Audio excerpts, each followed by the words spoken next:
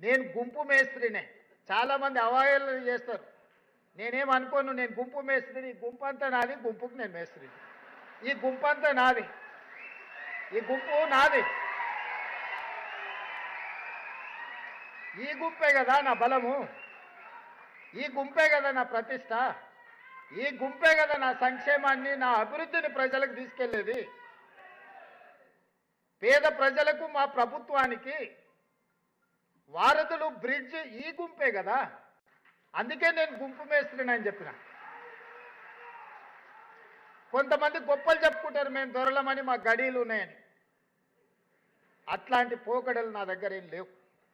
ఆ రోజైనా ఈ రోజైనా, ఆనాడు జిల్లా పరిషత్ మెంబర్గా ఉన్నా, లేదా ఎమ్మెల్సీగా ఉన్నా, ఎమ్మెల్యేగా ఉన్నా, ఎంపీగా ఉన్నా, కాంగ్రెస్ పార్టీ అధ్యక్షుడిగా ఉన్నప్పుడు మీరు ప్రేమతో రేవంత్ అన్న అని ఏ విధంగా పిలిచిందో, ఈరోజు ముఖ్యమంత్రిగా కూడా మీరు రేవంత్ అన్నగా పిలిస్తేనే నాకు ఇష్టం. ఇది శాశ్వతం.